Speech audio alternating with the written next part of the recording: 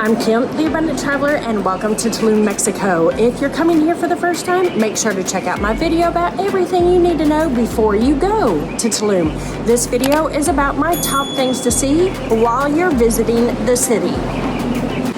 Tulum is known for its sustainable food and its farm-to-table eating. It's very luxurious along the beach, so my first recommendation is you go to one of the jungle restaurants like Casa Jaguar or Heartwood or Kitchen Table and try some of the amazing food in the middle of the jungle.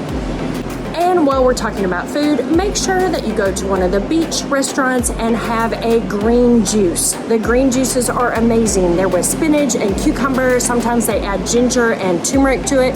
It's a great elixir for being in this humid climate. And the next tip is all about shopping. I recommend no matter where you're staying, whether on the beach or in town, that you go shopping in town. The prices are a little bit less expensive and they're more of the traditional Mexican wares that you can get from Puebla or Chiapas or the different areas. Lots and lots of shopping in the area. The next tip is also about shopping, and that you need to shop on Beach Road.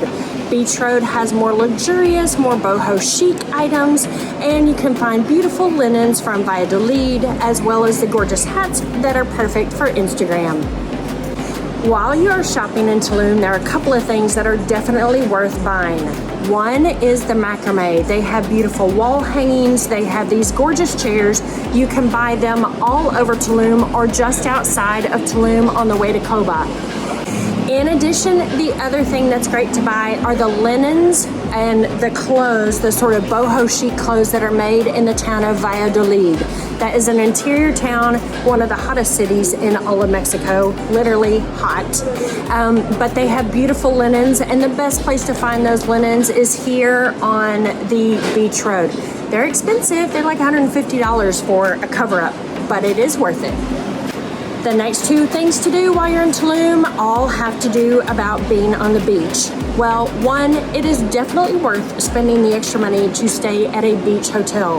But if you don't want to afford a beach hotel, you can always go to the beach clubs during the day, get a bed. Usually it's about $40 of food and drinks that you have to spend the day at the beach. And you get to enjoy these very expensive, luxurious hotels without spending the night. And speaking of being at the beach club, the next thing that you have to do is swim in these gorgeous healing waters. I do not know what it is about the waters around Tulum. The beaches are white and gorgeous. The water is very shallow, quite a long way out, and there is something spectacular about swimming in these waters. So hit the beach club and go for a swim. While we're still on the beach, the next thing that I recommend that you do is go to the Real Coconut. Here in Mexico, they eat lots and lots of corn. Well, the Real Coconut is all about coconut flour and plantain flour. You can get coconut flour tortillas and plantain flour pancakes.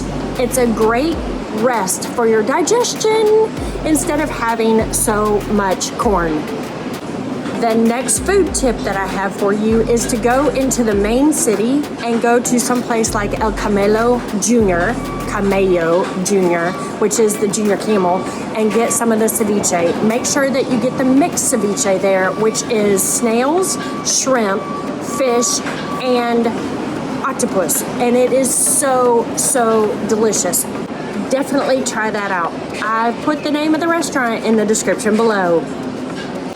There are so many things to do in Tulum. You can lay on the beach all day, or you can be extremely active and head out to some of the surrounding sites. There are tours from Tulum. You can also rent a car, which I did for about 20 bucks a day, and you can go to the Mayan ruins of Coba.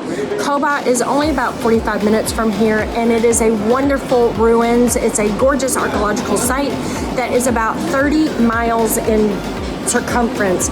What's really cool about it, it's not fully excavated, and so you are actually walking through the jungle, and it looks completely different than if you go to Chichen Itza. If you're interested in going to Coba, check out my video specifically on Coba, or check out my vlog about my day in the Cenotes and in Coba. Speaking of cenotes, that is another thing that is a definite must here when you're staying in Tulum. There are a couple of cenotes right out of town. I recommend that you go to Cenote Calavera, which is probably 3 miles out of town, and it's really easy to get to. It was 250 pesos, and it's very cool because it's the limestone, it's a hole with fresh water underneath, and you can jump in the hole or dive off the hole, it's deep enough. It's a really, really cool experience. Another cenote that's quite interesting to go to is the car wash cenote. And that is more open, easygoing. It looks more like a lake. And another cenote that I recommend you go to is to Multumha, which is near the town of Coba. If you are interested in Mayan ruins or ruins in general, I definitely recommend that you go to the Tulum ruins. They're right here on the beach overlooking the Caribbean. It's a great experience. So much fun. I recommend that you go to the Tulum ruins early in the morning, as early as possible. Go ahead, get up, get it done. The only thing you want to be doing midday in Tulum is laying on that beach and getting a suntan. Something that is so unique to the area is something called Sian Khan. That is a biosphere, and it's sort of like the Everglades that you see in South Florida. It's a great day to take a tour, go out on an airboat, go check out all of the animals. It's a very different atmosphere, different feel, different vibe, and you can possibly see some crocodiles.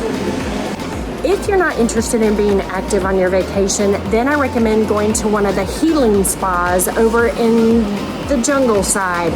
I have been to Yan, spelled Y-A-A-N, and I had some beautiful Mayan massages, traditional rituals with mud and smoke. It was a great experience, and I highly recommend it.